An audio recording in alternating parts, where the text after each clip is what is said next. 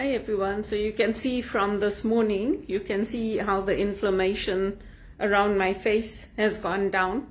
When I wake up in the morning, it is like that. Like I said, I'm not that well anymore. But as the day goes by, I look less like a puffy fish. You know those puffy fish you get in the sea? They puff up. And so I look a bit more normal now. But I just wanted to show you this.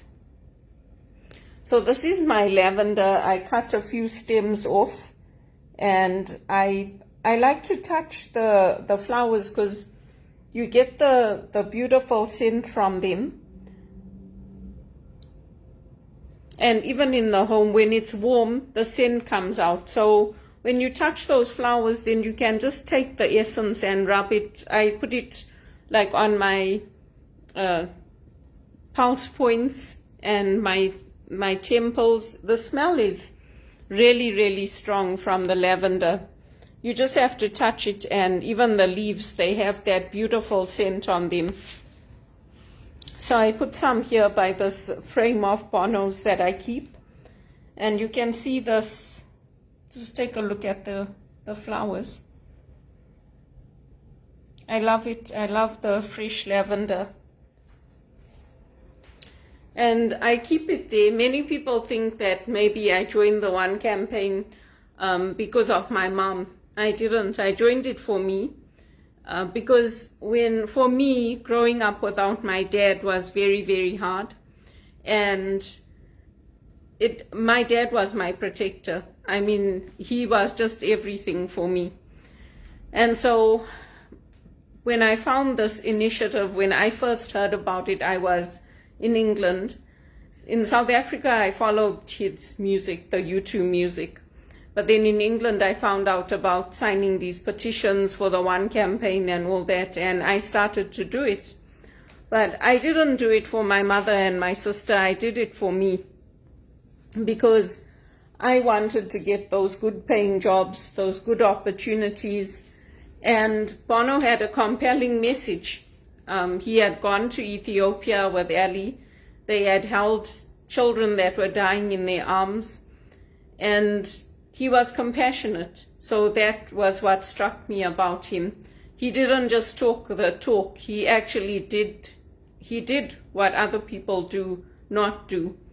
And that struck a chord with me because I used to go out with my grandfather when I was small. And even my dad, I used to go to the rural areas, to the locations, the townships, Amaveni, Mbizo. I used to go. And I used to help to deliver food and blankets, and sometimes I would hold the children and I would take them in my arms. So I have that experience. And also when I was in Bulawayo, I used to go with Angie. She's like a sister to me.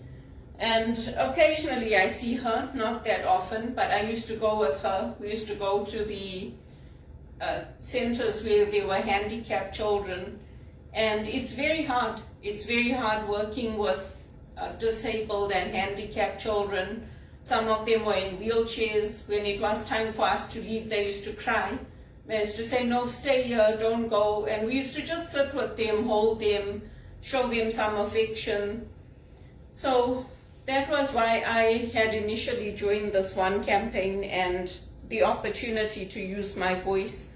There are many organizations where you have to give money, like if you are on the board or if you have to do things, they want you to give a certain amount of money.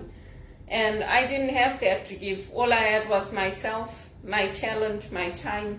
I didn't have money to give people, just like today. I don't have money in my bank account, but I have everything that I need.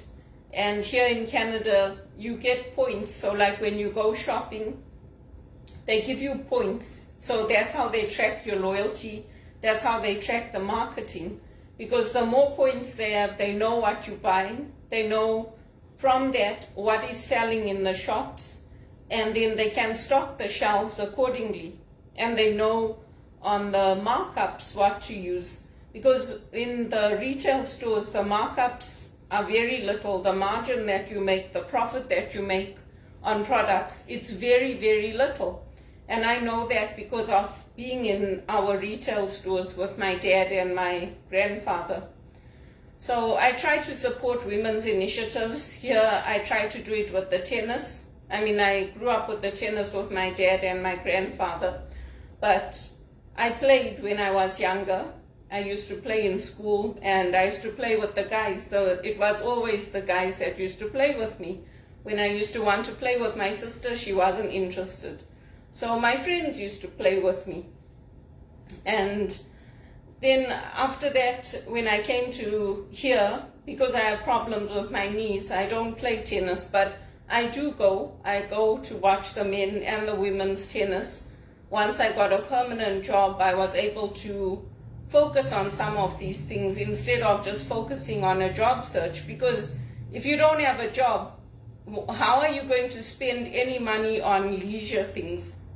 If your whole life is just focusing on your job search and people making fun of you, belittling you, calling you a bum, and it's not my fault. Every time they let me go, it wasn't because I did anything wrong. So, I mean, it just gets to a point where you're sick of it. And it's not just me going through this. There are thousands of people going through it. Women more, but the men also go through it. It's fine if you're earning big money and you've got your Ducatis and your Porsches and your Maseratis and you've got money in your bank account and you can take 6 months off.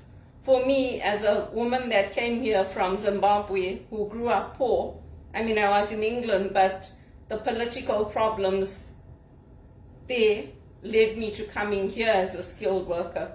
And it's not like I didn't try to stay in England. I did, but they didn't have a need for my skills at that time. So that's just to say that if you're doing things, do them for yourself. Don't do them for your family. Because your family probably don't appreciate anything you're doing anyway. They're like, yeah, do whatever you want. We're not interested in your one campaign and your initiatives for girls and whatever. Just go and do it.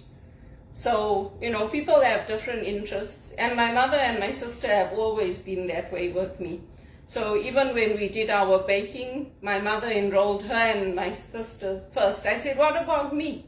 I also want to come. Oh, no, we'll teach you at home. I said, no, I also want to go for the paid classes. And even now, they like that. They leave me out of everything. So I've just adjusted.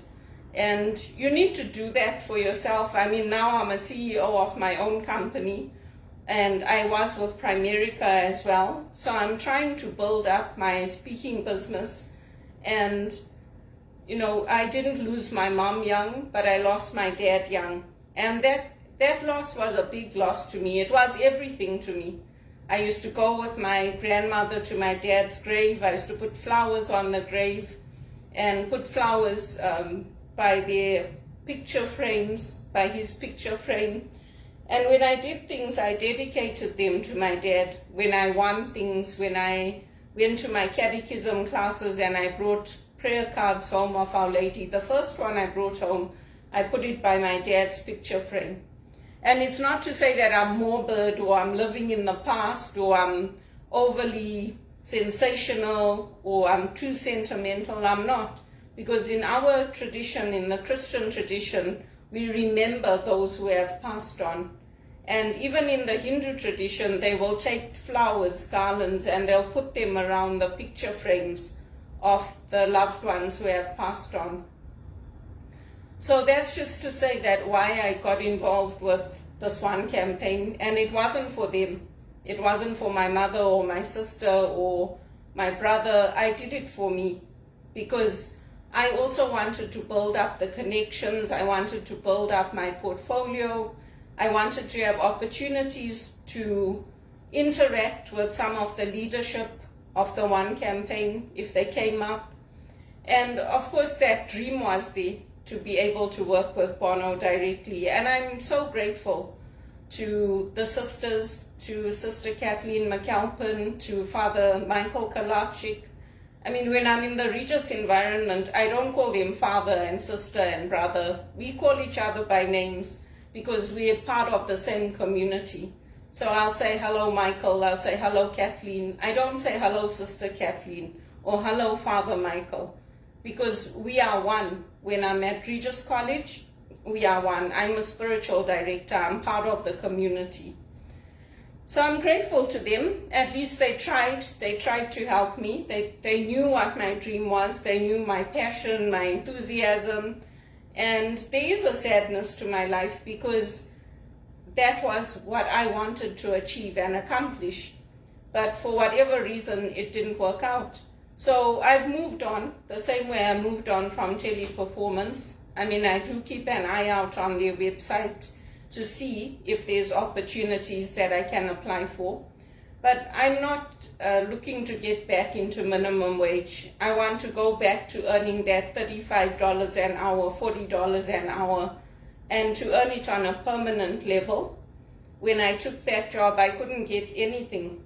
And I've proven myself to them. So I want to be earning now 65 to 75,000 a year, and to do some of these things that I want to do. And just because you're the underdog doesn't mean God can't move in that.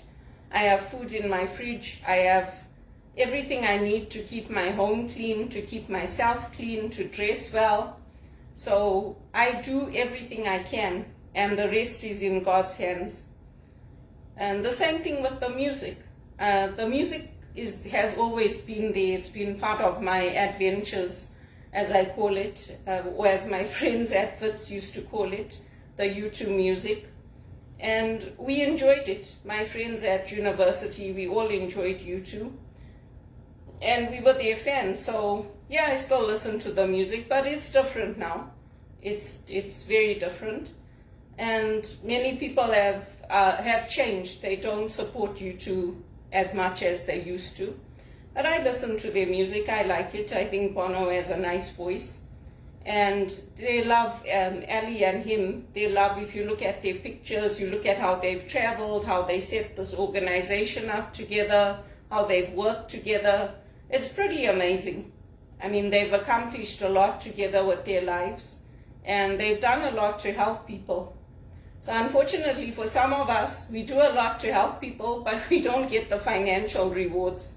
So that's what I want now. I want the money to come in, and I want to be able to stop worrying about money.